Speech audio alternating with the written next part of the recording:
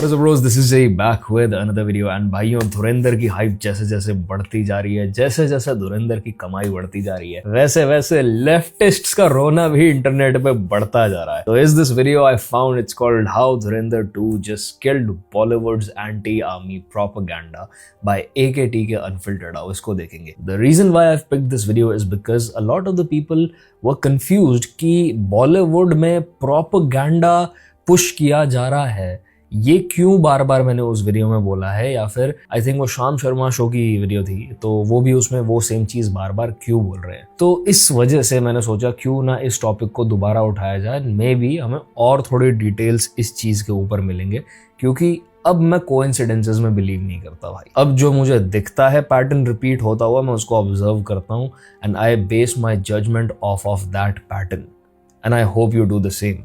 तो आओ let's watch this. जब किसी फिल्म के रिलीज होने से पहले ही उसकी एडवांस बुकिंग 200 करोड़ पार कर जाए तो उस फिल्म को लेकर लोगों के भीतर जो इमोशंस हैं उसका बस अंदाजा ही लगाया जा सकता है। एंड ये काम करके दिखाया है धुरंधर 2 ने। फिल्म को बम्पर ओपनिंग मिली है और ऑडियंस का रिएक्शन फिल्म को लेकर आउटस्टैंडिंग है। जबरदस्त, मजेदार, गजब, एक नंबर मूवी, शानदार मूवी, शानदार, क्रेजीएस्ट वाइब, मस्त पता चल गया बड़े साहब को। We absolutely loved it. Great work Aditya Dhar and we all enjoyed it. Everyone should watch it. Must watch. Even film के रिव्यूज भी आउट ऑफ द बॉक्स हैं और फिल्म को लेकर होने वाले मेल्टडाउन्स भी। टीवी चैनलों ने हेट प्रोपेगेंडा चलाया था जब मैंने बताया था कि ये एंटी मुस्लिम फिल्म बनाई गई है, पाकिस्तान के बहाने, निशाना है भारत के मुसलमानों पर। इस बार वो भी जरा सी, जिसे आंख की शर्म कहते हैं, उर्दू में एक शब्द होता है लिहाज।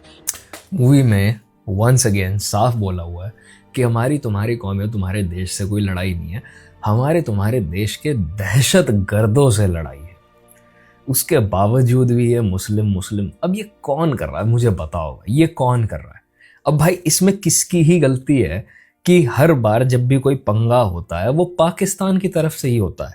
तुमने और किसी कंट्री की तरफ से कोई टेररिस्ट अटैक होता है कहीं कभी देखें? क्यों हमेशा इस्लामिक कंट्रीज में ही इन टेररिस्ट्स के बेसेस मिलते हैं? तुम मुझे ये बता रहे हो कि भाई ये कंट्रीज का इंटेलिजेंस इतना बेकार है, सरकार इतनी पावरलेस है कि वो इनको जड़ से उखाड़ के फेंक नहीं पा रहे, जबकि वो खुद इनके साथ स्ट्रगल कर रहे हैं, इनकी वजह से उनका नुकसान हो रहा है।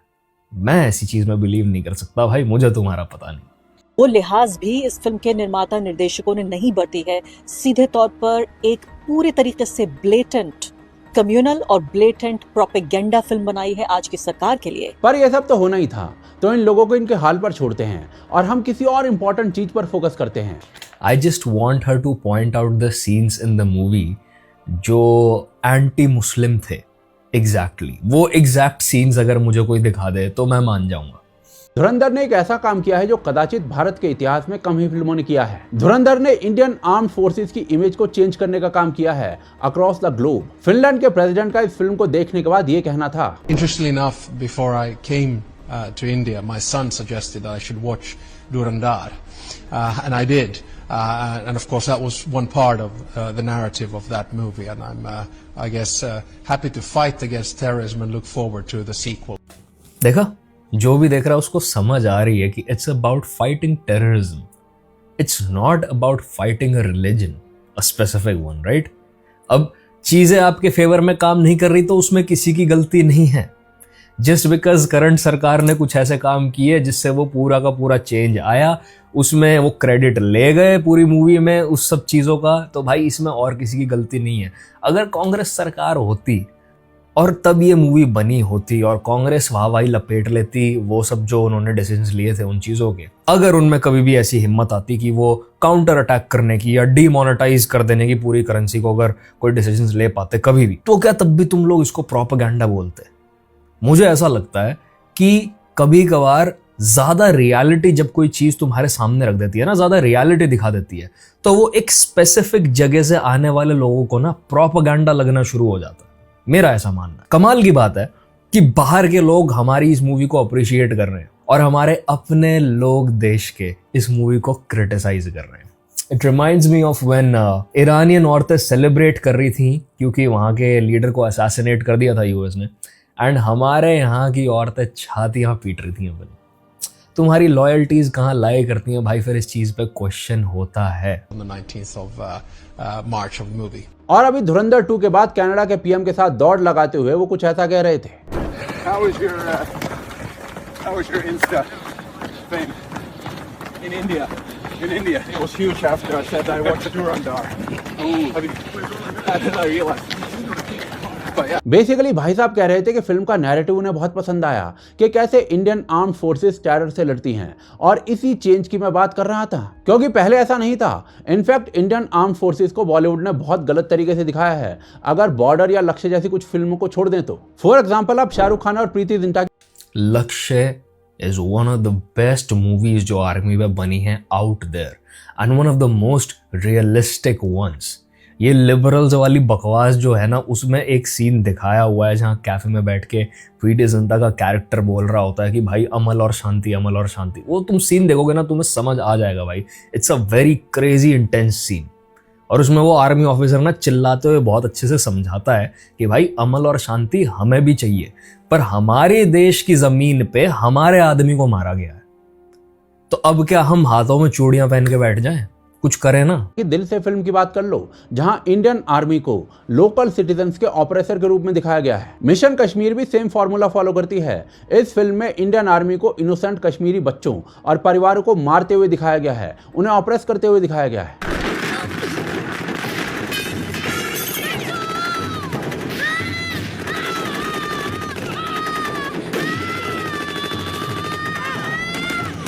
हैदर में भी इंडियन आर्मी को डिमोनाइज किया गया है। इस मूवी का पूरा नैरेटिव आर्मी के खिलाफ और पाकिस्तानी मिलिटेंट्स के सपोर्ट में लिखा गया था। इसके बाद शाहरुख खान और फराह खान की फिल्म मैं हूं ना याद कर लो, उसमें सुनील शेट्टी का किरदार। द फैक्ट कि हैदर जैसी मूवीज की बात अब हो रही है, एंड उस टाइम पे किसी ने भी ये नहीं सोचा कि भाई ये क्या बकवास दिखा रखी है इस मूवी में, इज क्रेजी टू मी।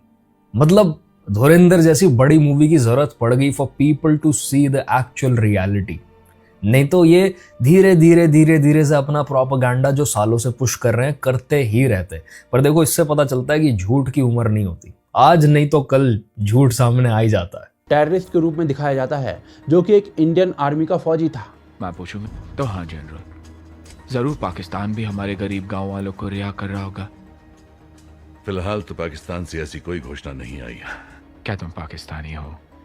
जी हुजूर। तो हो गया मुकदमा।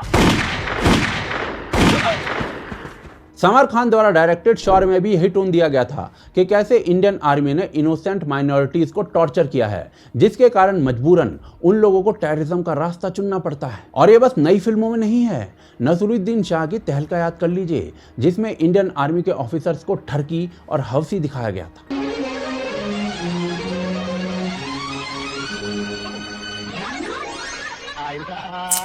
तो देखो, the small details, these are not just men, ठीक है, just men doing stupid shit.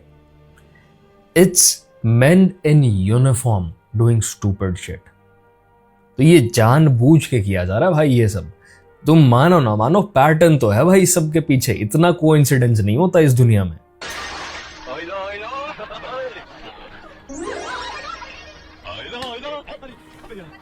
इससे पहले कि मेजर कृष्णराव का बुलावा आ जाए, गंगा स्नान कर ही गया। अरे गंगा क्या, मैं तो जमुना स्नान करने को तैयार हूं।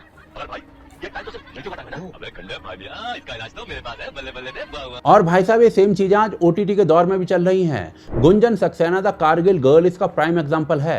इस फिल्म में क्रिएटिव लिबर्टी के नाम पर इंडियन एयरफोर्स को बहुत INF has also annexed the summary of the scenes and dialogues of script which are considered objectionable due to the presentation of incorrect gender bias with the letter.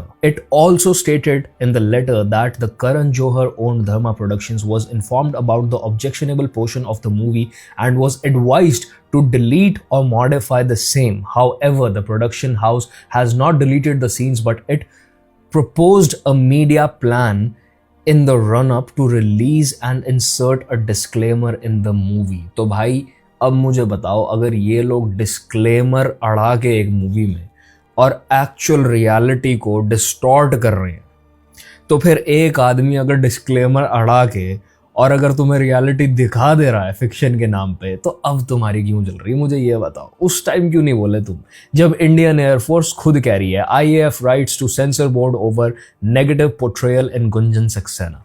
अब बताओ मुझे। ही negative light में दिखाया गया। यह बताया गया कि कैसे इंडियन एयरफोर्स में लड़कियों के खिलाफ डिस्क्रिमिनेशन किया जाता है, उन्हें दबाया जाता है। हालांकि खुद असली गुंजन सक्सेना ने ये claim never faced gender bias in Air Force Gunjan Saxena to High Court. She maintained that Air Force gave her an opportunity to serve the nation, including in Kargil War, and she will forever remain grateful for the opportunities given to her by the force.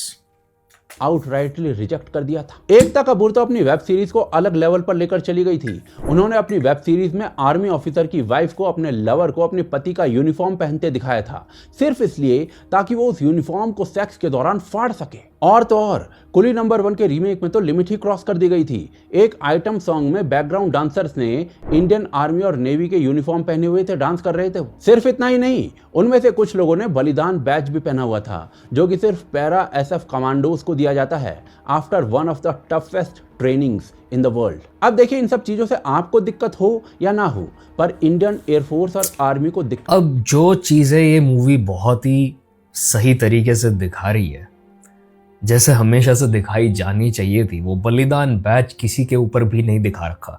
उस बलिदान का मतलब समझा रखा है and scene में, जब वो पग बांध के अपने पिंड वापस जाता है और वापस मुड़ जाता है, क्योंकि उसको रियलाइज होता है कि उसकी मॉम और उसकी बहन दोनों खुश हैं।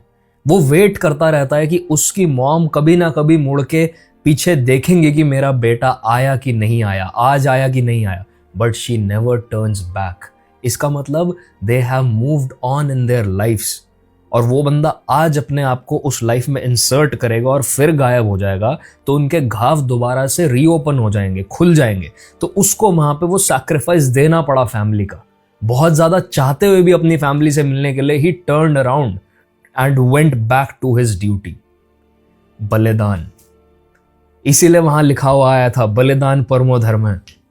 तो भाई बहुत तगड़ी मूवी थी, बहुत सही तरीके से उसमें चीजें दिखाई गई हैं। ऐसे नहीं कि भाई डिसरेस्पेक्ट कर दिया आर्मी यूनिफॉर्म को या कुछ भी पहना दिया एक्स्ट्रास को जो पीछे डांस कर रहे हैं बेहुदा। एक जगह हॉलीवुड में टॉप गन जैसी मूवीज बनती हैं जिनको देख के हमें गूज बम्स आ जाते हैं, और एक हमारे लोग हैं जो ये सब बकवास दिखा रहे हैं मूवीज में। को दिक्कत जरूर हुई थी, और ये सब बॉलीवुड एंटरटेनमेंट के नाम पर नॉर्मलाइज करता आ रहा है। सो ये लोग इंडियन आर्मी की इमेज को ऐसा बनाकर रखते आए हैं, एंड ये मैंने कुछ ही एग्जांपल दिए हैं आपको, लेकिन यही लोग पाकिस्तान की आईएसआई को पता है कैसे दिखाते रहे हैं। आप बॉलीवुड के सो कॉल्ड किंग शाहरुख के पठान का एग्जांपल ले लो। इस मूवी में दिखाया गया था कि कैसे जिम एक एक्स इंडियन सोल्जर है जिसको अशोक चक्र भी मिल चुका है। वो बाद में विलेन बन जाता है और वो ह्यूमैनिटी को खत्म करने के लिए बायोलॉजिकल बॉम्ब बनाता है। उसके ऑपोजिट आईएसआई की एजेंट रुबीना, जो कि दीपिका पादुकोण है, वो एकदम लॉयल, फियरलेस, नोबल और हाई मोरल ग्राउंड वाली होती है, जिस कारण वो पठान का साथ देती है ताकि जिम को रोका जा सके। भाई साहब, इसी को आईएसआई के प्रोपेगेंडा को एम्पलीफाई करना कहते हैं, और इसी नैरेटिव को सलमान खान भी अपनी कई मूवीज में अपना चुके हैं, चाहे वो एक था टाइगर हो, टाइगर जिंदा हो। इन फिल्मों में सलमान खान एक इंडियन रॉ एजेंट का रोल प्ले करते हैं और एक आईएसआई एजेंट कैटरीना कैफ से प्यार कर बैठते हैं। सिर्फ इतना ही नहीं, इन फिल्मों के सीक्वल में तो हद ही हो गई थी। रॉ और आईएसआई को दिखाया गया कि दोनों मिलकर इराक में हॉस्टेजेस को रेस्क्यू कर रहे हैं। सोचिए जरा, जिस आईएसआई पर लादेन जैसे टेररिस्ट को छुपाने का आरोप है, उसी आईएसआई को बॉलीवुड ने बना दिया पार्टनर इन पीस। इस मूवी में यह भी दिखाया गया कि कैसे रॉ में भर्ती होने के लिए इंडियन मुस्लिम को पहले अपनी लॉयल्टी को प्रूव करना पड़ता है। ऐसा क्या है तेरे बैग में जो नीचे नहीं रख सकता? कुरान लाया क्या साथ में? चल कुछ भी लेके आया हूँ, क्या फर्क पड़ता है? बैग तो मेरा ही ऊपर रहेगा। लेकिन पहले बता इस बैग में है क्या? नहीं बताऊंगा। खोल इसे। नहीं। अबे खोल। आसान।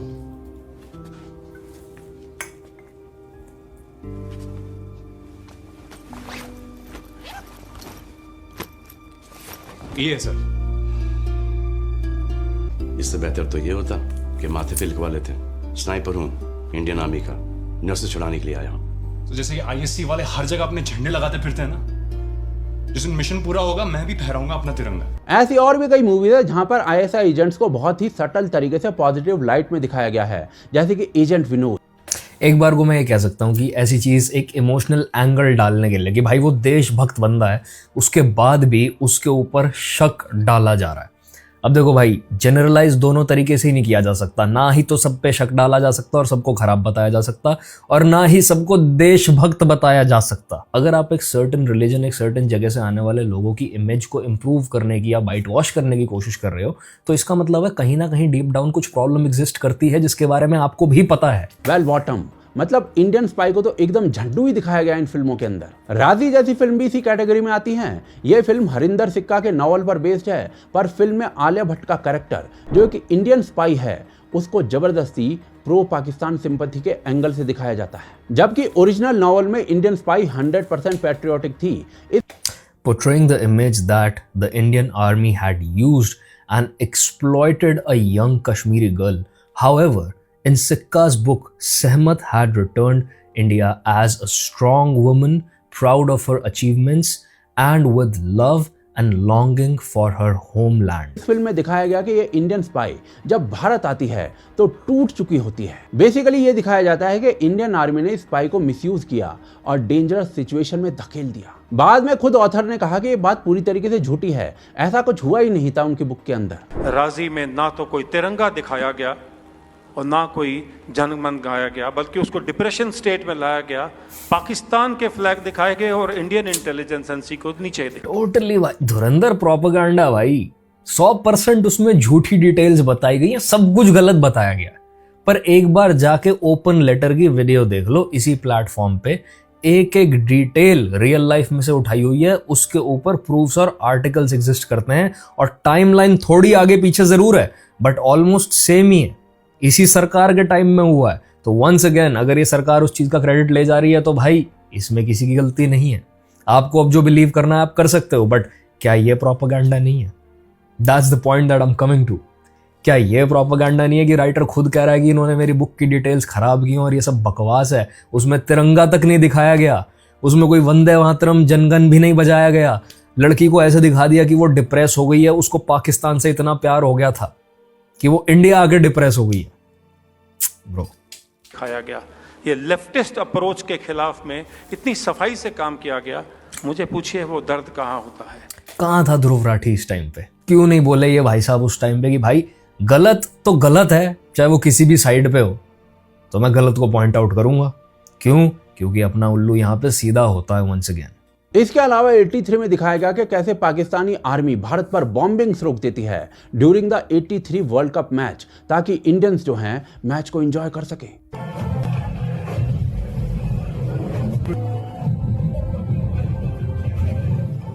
उस तरह से मेरे सारे हॉटलाइन पर आपसे बात करेंगे। हॉटलाइन पर अब क्या होता है? जी बोलिए मैं सारे। जी शुक्रिया।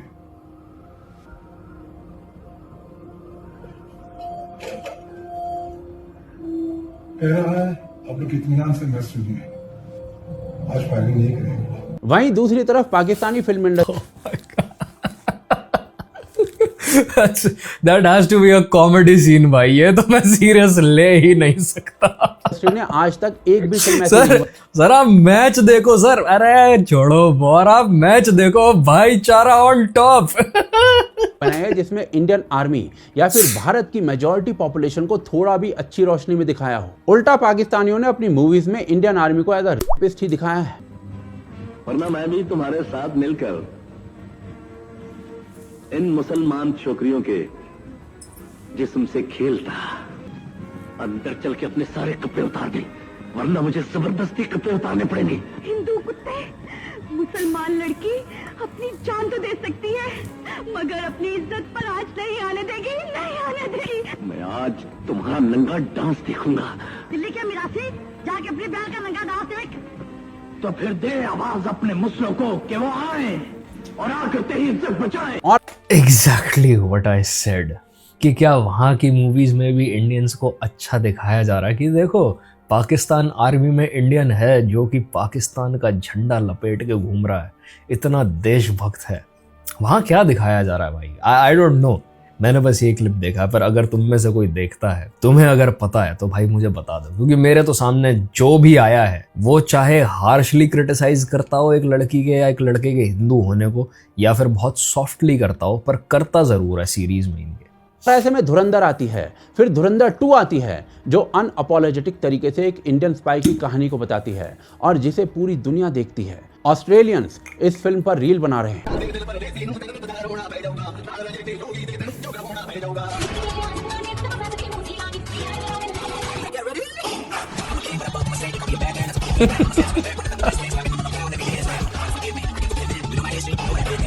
YouTube पर फॉरेन रिएक्शंस की बाढ़ आ चुकी है।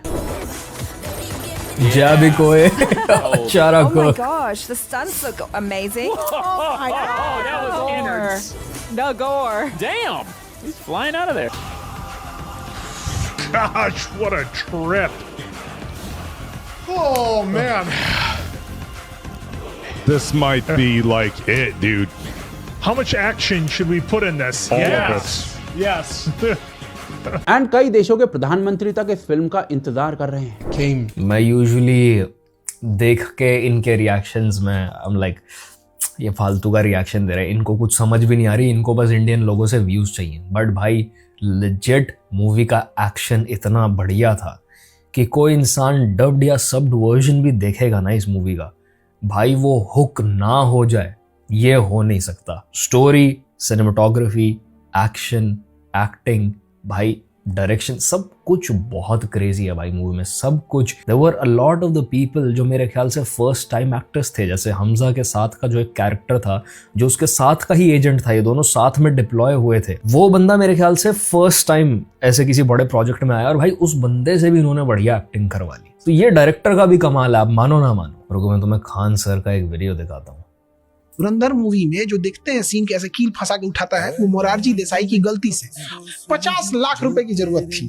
जो पाकिस्तान के काहुटाबाद में जब उसके फैसिलिटीज को उड़ाना था, मोरारजी देसाई को रॉ ने कांटेक्ट किया, रॉ ने कि 50 लाख रुपए। प्रधानमंत्री मोरारजी देसाई के पास गया कि फाइल 50 लाख सैंक्शन देना है। पूछे क्यों? पाकिस्तान काहुटाबाद एक जगह है, वहाँ पे परमाणु बम बना रहा है, तो वहाँ के कुछ साइंटिस्ट और कुछ लोगों को इन लोगों ने मिलाया है जिसको इतना पैसा दे देंगे तो सेंट्रीफ्यूज खराब कर देंगे। तो ये उठे कहे कि ये गलत बात है, दोनों देशों को मिलकर रहना चाहिए। उठाया फोन और पाकिस्तान के प्रधानमंत्री को बोल दिया कि रॉ के चीफ यहीं बैठे हैं, सब बता रहे हैं कि काहुटाबाद में क्या चल रहा है। पाकिस्तान का दिमाग जल गया एकदम कि पता कैसे चला। पाकिस्तान ने अपने ISI को चालू किया और पूरे उस एरिया में एक एक आदमी को पकड़ा गया। हमारे 300 रॉ के एजेंट पकड़े गए थे, उनको चमड़े में कील फंसा फंसा के उठाया था। धुरंधर मूवी में जो देखते हैं सीन कैसे कील फंसा के उठाता है, वो मोरारजी देसाई की गलती से। और इतना होने के बाद मोरारजी देसाई को पाकिस्तान ने बुलाया और अपना सर्वोच्च सम्मान दिया। महाराज आप जैसे अगर भारत का प्रधानमंत्री रहे तो दुनिया में क्या पूछेगा, हमारे देश का प्रधानमंत्री था मोरारजी देसाई। ब्रो अब मुझे बताओ, सब कोइंसिडेंस ही तो है। 300 लोगों का जो देशभक्त लोग थे उनका मर जाना, उनका टॉर्चर हो के मरना। 300 लोग, 300 देशभक्त लोग जो अपनी फैमिली वगैरह का सब कुछ सैक्रिफाइस दे के और दूसरे कंट्री में एज एजेंट से रह रहे थे, उनको बस मारा नहीं होगा, टॉर्चर कर करके तड़पा तड़पा के मारा होगा। और ये रियलिटी दिखाने को ये लोग अब तक ये कह रहे थे कि भाई वायलेंस है, वायलेंस है, वायलेंस है, बहुत गंदी मूवी है, फालतू में यंग माइंड्स पे गलत असर पड़ेगा इतना वायलेंस दिखाने का। भाई रियलिटी दिखा दी भाई। और आपको इसी बात से डर था कि जब ये रियलिटी बाहर आएगी तो उसके आसपास की बहुत सारी बातें जो बाहर आ जाएंगी। एंड वंस अगेन ध्रुव भाई तो पकड़े ही गए थे अपनी गैंग्स ऑफ वासेपुर के प्रमोशन के साथ, जो वायलेंस रो रहे थे अब तक। तो उनके पास तो कोई मुद्दा ही नहीं बचा उठाने को, तो वो इधर उधर से फालतू चीजें उठाएंगे कुछ ना कुछ मुद्दा बनाने के लिए। और ये सब मैं नहीं कह रहा हूँ भाइयों, ये वो लोग कह रहे हैं जो सारा टाइम इन चीजों के बारे में पढ़ते हैं, इन चीजों के ऊपर नॉलेज रखते हैं। मैं तो बस लोगों के वीडियो से वो नॉलेज लपेट रहा हूँ और बीच में थोड़ा बहुत अपना रिसर्च कर लेता हूँ जब मुझे कोई बात बग करती है। तो वंस अगेन अगर तुम्हें अभी भी डिटेल्स पे कोई शक है तो ओपन लेटर का एक वीडियो मैं नीचे लिंक डाल दूंगा डिस्क्रिप्शन में, तुम जाके देख लो। एक एक कैरेक्टर की शक्ल तक मिलाई गई है, इवेंट्स की डिटेल्स तो तुम छोड़ ही दो, एक एक कैरेक्टर की। और एक जो बहुत इंटरेस्टिंग बात मुझे पता चली, एक कैरेक्टर की डेथ होती है हमजा के उसको छत से फेंक देने से, और वो जाके नीचे गिरता है ट्रांसफॉर्मर पे, जहां तक मुझे याद है। रियल लाइफ में भी एग्जैक्टली यही हुआ था, उसको सुसाइड बता दिया गया था। It happened around demonetisation, exactly around that time. Interesting detail ये है कि जब उसके ऊपर पुलिस इन्वेस्टिगेशन बैठने वाली थी तो उस इंसान की फैमिली ने वो इन्वेस्टिगेशन होने से रोक दी। मना कर दिया किसी भी तरीके की इन्वेस्टिगेशन के लिए।